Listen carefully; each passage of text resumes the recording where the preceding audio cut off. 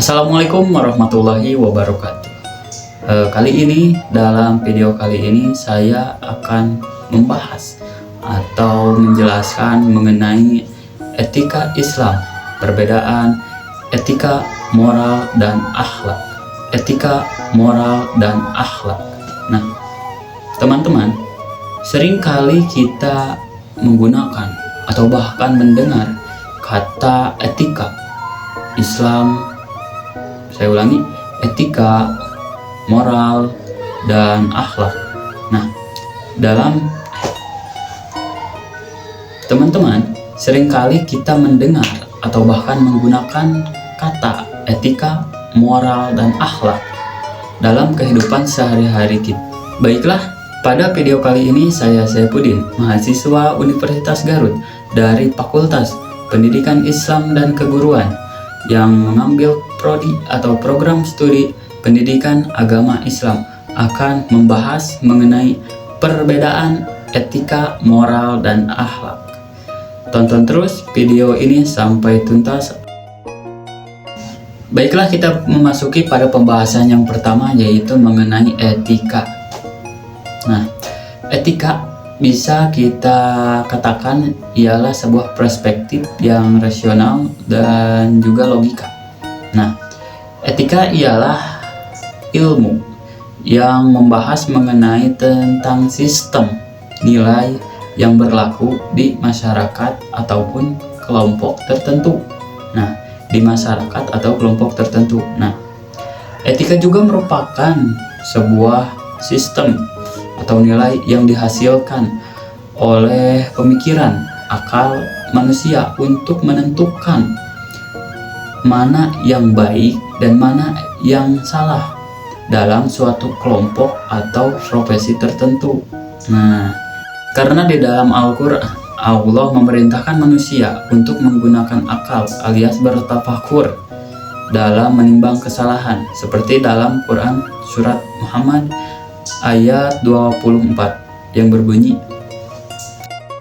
afala yatadabbaruna al-Qur'ana am ala qulubin aqfalaha, yang artinya kurang lebih, maka tidaklah mereka menghayati Al-Quran, ataukah hati mereka sudah terkunci. Quran surat Muhammad ayat 24. Pada ayat tersebut mendorong sebuah rasio untuk memaknai nilai sebuah kebenaran.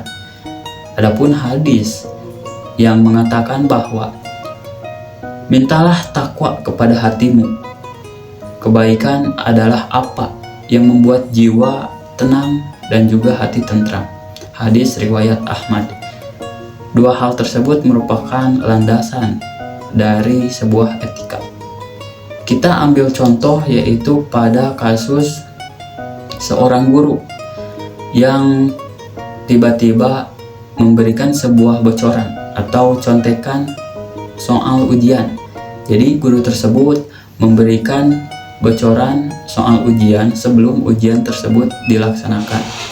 Nah, perilaku yang dilakukan oleh guru tersebut itu bertentangan dengan etika profesi mereka sebagai guru. Pembahasan yang berikutnya yaitu mengenai moral. Nah, standarnya perilaku manusia yang lahir dari kesepakatan masyarakat atau adat yang berlaku di wilayah atau kawasan tertentu. Nah, hal ini merujuk kepada sebuah norma yang mana menentukan baik dan buruknya pada sebuah praktiknya. Allah Subhanahu wa Ta'ala berfirman dalam Quran surat Al-A'raf ayat 199 yang berbunyi, Hudil afwa wal murbil, jadilah pemaaf dan suruhlah orang mengerjakan yang ma'ruf.